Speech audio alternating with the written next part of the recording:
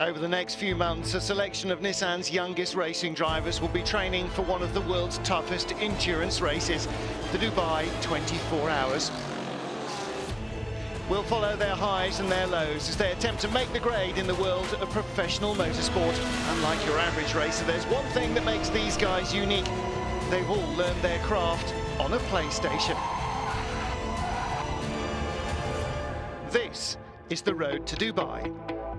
Since 2008, GT Academy has been turning PlayStation gamers into racing drivers. The world's top Gran Turismo racers and select the quickest, most promising driver to compete at the Dubai 24 Hours in a Nissan 370Z.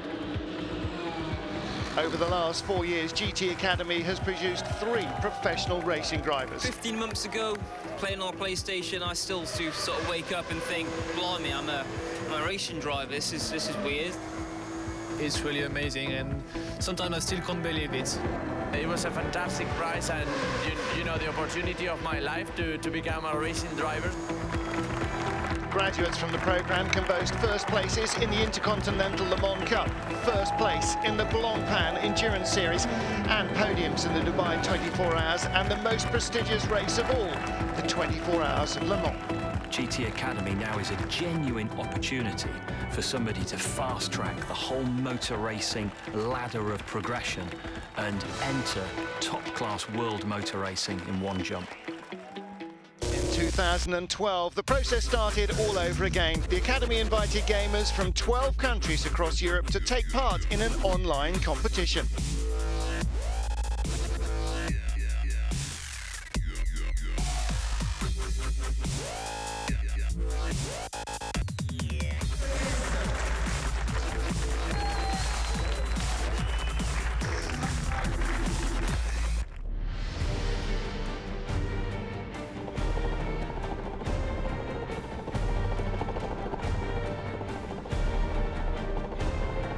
Now, guys. Welcome to GT Academy. And this is going to be a really tough week for you guys. But it can potentially change your life. Pero de aquí solo va a salir un ganador. So grab your stuff. Go on. On arrival, they were split into 6 different territories where they take on a range of physical and mental challenges. Each territory led by a highly experienced driving mentor. The UK with Johnny Herbert and Rob Bath. France with René Arnoux and Franck Mayer. Italy with Gonzalo Gomez and Vitantonio Liuzzi. Iberia consisting of Spain and Portugal with GT Academy's Lucas Ordonez and Danny Kloss. Benelux with Tim Coronel and Bas Leinders. The combined territories of Switzerland, Austria and Poland led by F1 star Sebastian Buemi. At the end of the week, the fastest drivers from each territory go head-to-head in a race at the World Endurance Championships. The winner will be selected for the 24 Hours of Dubai. Last time, the contenders from all 6 territories had their driving skills put to the test under the watchful eyes of their judges. And some problems quickly became apparent. What was not so good. What you need to do in a race is stay calm. After 2 days and 4 tough challenges, the judges decide to eliminate the 12 weakest contestants from the Academy, leaving only the 24 who have the best chance of winning the experience of a lifetime. I gave it all, and they were just better. Only the best go through, and I wasn't one of them. For the 24 gamers left at the Academy, today was all about testing their mental ability. At the end of the day, a further 6 would leave. First on the agenda, a fitness session with F1 performance coach Simon Fitchett. Brilliant, so when you're ready, 5 push-ups. Run to the speed ladder, through the speed ladder cones. That's it. The idea is to get their heart rate levels up. Then what we want to do is try and test their levels of focus, their levels of concentration under a stressful environment when they're tired. Because when you're in a car, the most important thing is that your mind is focused on what you're doing. You're not thinking about you're tired. You're not thinking about other things that are absolutely superficial to the actual rate. This is quite a simple but quite effective test to put them in that environment where they've been working physically pretty hard and then getting them to balance. But I just remained focused on one point. I didn't think about what he was doing. I just stayed focused on what I had to do. Aquilo que eu penso é ver a bandeira de xadrez. I was thinking about the checkered flag at the end of the line on Sunday. It's about showing them now that they've just done it and they're able to focus and shut things out. Pull off. And that is what they now need to do for the rest of this competition. And we'll see whether they actually do it. The first challenge will put the gamers in the shoes of a race engineer. It'll test their knowledge and communication skills in a high-pressure working pit environment. Johnny's going to drive the car and he's going to report in a problem. Your job is to work with the team and help them fix it. The unsuspecting British guys when they find out just how angry John Herbert is when things don't go his way. Come on! Sit down!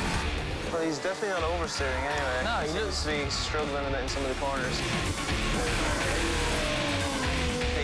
Oh! Whoa! Some obvious issues. Johnny's back in the garage. But can the boys detect what's gone wrong? What the f*** are you?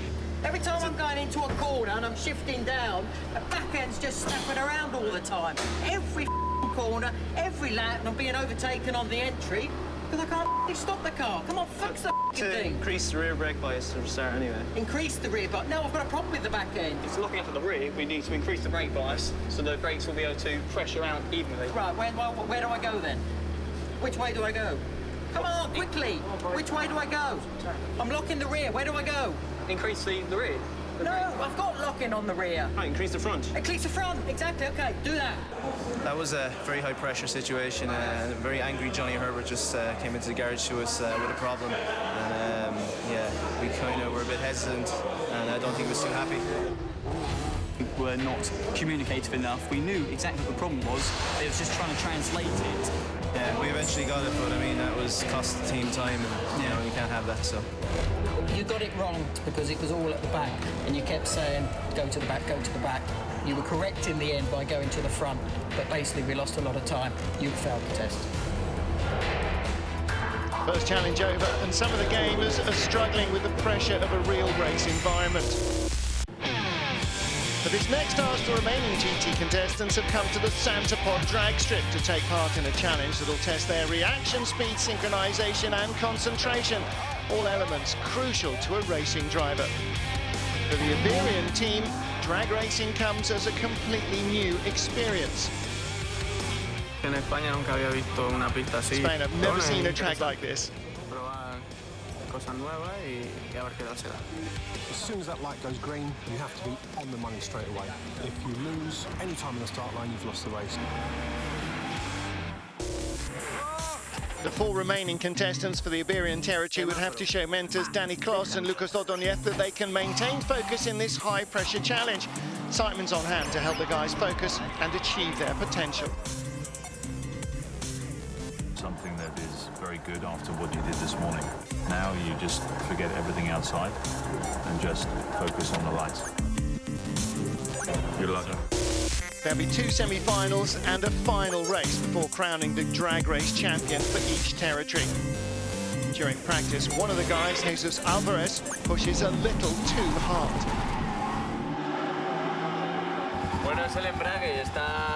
There's the gearbox. It seems it's broken and now we can't move the clutch either.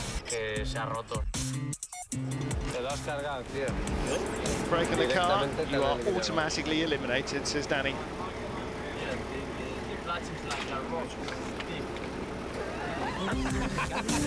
Despite Danny's attempts to lighten the mood, Jesus loses the first semi to Diego Sousa of Portugal.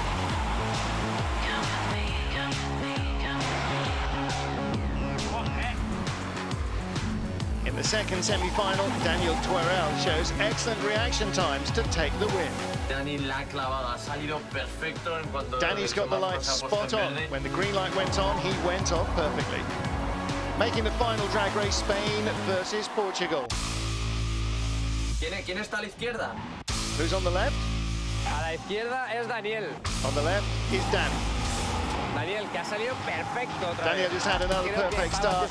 I think he's going to beat his previous time. 14:01. Muy bien, muy bien.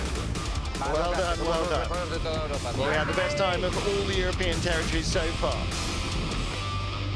Danny and Lucas are pleased with Daniel's performance. However, they will make their elimination decisions even harder. It's getting more complicated, says Danny.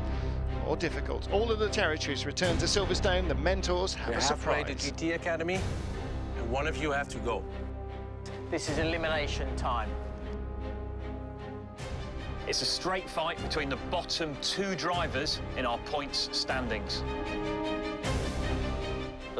This challenge consists of a pursuit race, says Lucas.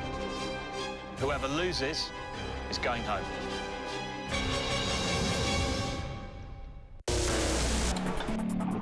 After skids, slides, tears and tantrums, Benelux region are up. One of the early favourites is Belgium's Sacha Gall. He takes on his Dutch rival, Enrico Melli. I'd hope it would be different, but apparently I have to prove my place in the academy. Good start. Come on.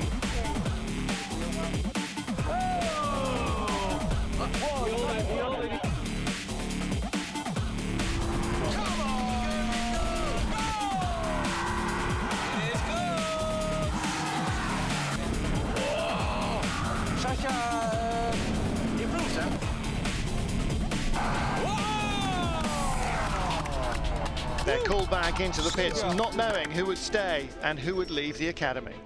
Okay, guys, please come here.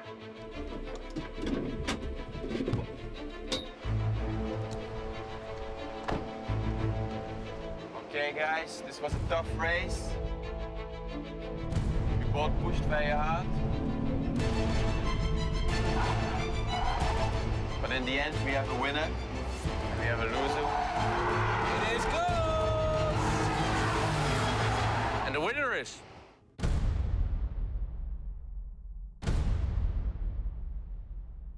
Enrico.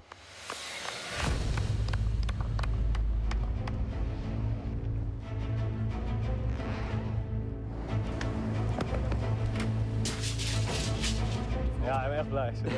Ik wil niet geloven. I'm ecstatic. You can't believe how happy I feel, he says. Coming up next time on Race to Dubai. Would you have taken more risk? Good job. He's just making too many mistakes.